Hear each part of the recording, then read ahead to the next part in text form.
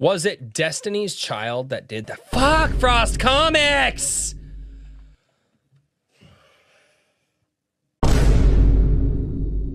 Frost, I may not finish your comment here, but you had a fantastic comment. Everybody go read it.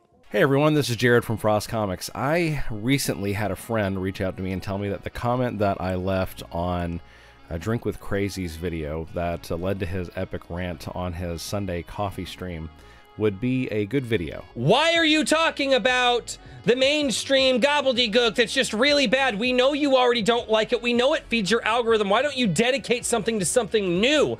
Instead of saying that to people, which will inevitably piss creators off, and I've been seeing more and more comments of this, why not go in and say, hey man, hopefully that algorithm gets fixed for you, and maybe one of these days, I could get you to check out my project and you could do a video, right? You literally cut yourself off at the knees and you lose all of your fucking marketing. It's not that fucking hard. Because he felt like some of the things that I had to say would benefit the indie comic community. So I'm going to go ahead and read it in its entirety here now. If you haven't already seen the original Hate Watchers Hate New Things video from A Drink with Crazy or his Sunday stream, which led to his epic rant, both are worth checking out, and the links will be in the description. Thanks. Hey Crazy, thanks for making this video. I don't usually comment or chat, I mostly lurk and listen. I'm trying to change that and be more involved in the broader community. But since I know you actually read your comments, on air or otherwise, I decided to leave my 2 cents here since I fall somewhere in the middle. This is going to be a long one, so don't feel any obligation to read this on Sunday.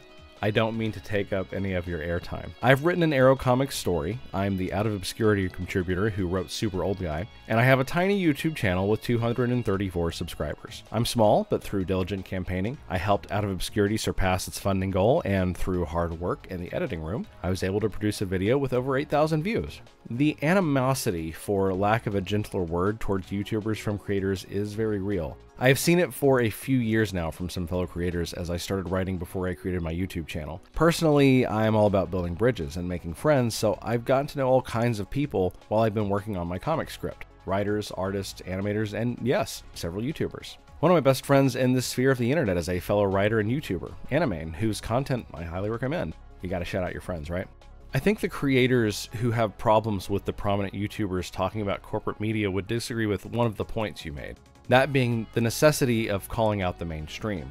A lot of them have abandoned the mainstream, and not just, I heard the new Doctor Strange is bad so I won't see it, abandoned it. They have cut every cord, abandoned it. Forever. No Disney Plus, no trips to the movies, no streaming the latest ethnically and sexually diverse mix of Seattle's demographics in a fantasy setting Amazon Prime series. They are done, and they want the mainstream to die. They don't want to rebuild it, they want to replace it.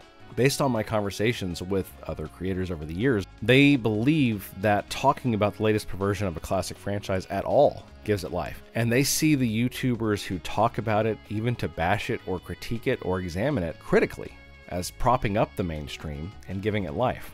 Don't believe them. Don't trust them. They're dying. Let them die. Obviously, we know that mathematically that simply isn't possibly true. For example, Rings of Power's debut episode was watched by 22 million concurrent viewers, I think.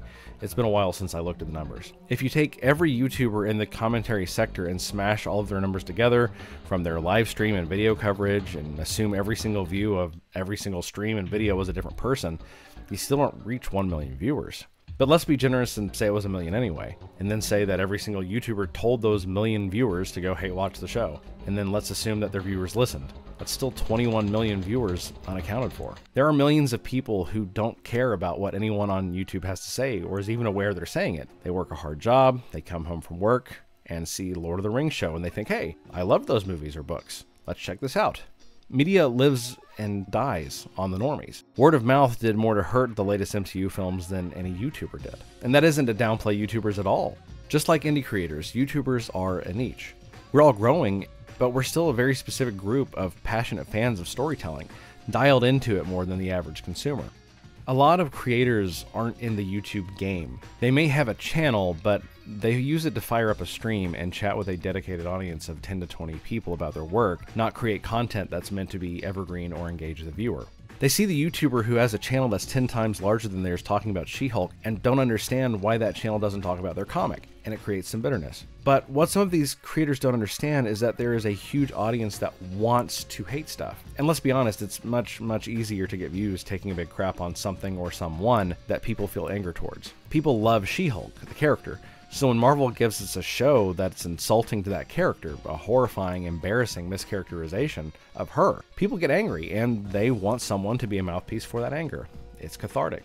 The video I made that got 8,000 views wasn't about my comic book, and it wasn't a review of the latest graphic novels on a crowdfunding website. It was a comparison of two pop culture icons and how their stories were similar. Positive content, to be sure, not just complaining, but it was literally talking about existing IPs from the mainstream. And it took a lot of work to make something good enough to reach 8,000 views. Dozens and dozens of hours of writing, getting footage, editing, re-editing, just to try to get a few more subscribers and grow so I can try to turn whatever percentage of my audience I can into backers someday. Some creators don't see the YouTube side of it and don't understand the work that goes into creating a platform of just 230 subscribers, or 2,300 in your case. Here's to 3,000, by the way. They don't understand that they aren't entitled to that platform. But on the other hand, how many people do we really need saying, oh my god, latest product is so bad? Well, of course it's bad. It's a Disney Plus series. Did anyone expect differently? But to answer my own rhetorical question, how many people do we need saying that? Well, as many as the market supports. I stopped watching a lot of content because it was getting repetitive. Like many of my peers, I decided to just abandon most of the mainstream almost completely. I am not terribly interested in whether or not Ahsoka is any good because I'm not going to watch Ahsoka either way. Disney Star Wars lost me as a customer in 2015 and spent the years after doubling down and tripling down, letting me know that they have nothing but contempt for me as a customer. I'm not going to come back to them ever. It's like Eric July said, stop giving money to people who hate you. I think the other side of the coin sees people get a little too invested in propping up YouTubers as somehow taking a righteous stand against the corporate empire, when really they're just doing a very good job of entertaining or informing their audience about pop culture and media, which they should do if they enjoy it or make money doing it. It's their prerogative to do whatever they want with their channel. They're the ones who've worked so hard to build it up to whatever subscriber count that they've earned. The same principles that apply to the mainstream apply to YouTube as well. If you enjoy their videos, watch them. And if you don't, that's okay. Move on to videos you like. You have long said something on your channel that I think more people need to hear, which is that we need to be better fans. This is a community effort on the part of creators, YouTubers, or any influencer on any social media platform, and the fans. How do we coalesce? How do we do all of these things together? You said yourself you don't exactly know yet, and neither do I. But I think that whoever cracks that code is going to be a big-time mover in the indie world as it continues to grow, because it will grow. Our mutual friend S.A. Cooper has said before, someone either has written or is writing the next Spider-Man, Star Wars, Superman, or Lord of the Rings. The only question is, when will the world find him or her? So what's the perfect marriage of creator and critic? Is it reviewing an MCU film or series and then shouting out an indie comic at the end of a video? Is it inviting a random small-time creator onto a panel with bigger names once a month? Is it finding ways to collaborate or combine the best of both worlds? Mainstream critique and indie spotlight? Hopefully time will tell. I feel like I can say for certain that one thing we have to do above all else is de-crab bucket our community. Folks have to stop pulling people down and sabotaging them. Celebrate and encourage and work hard.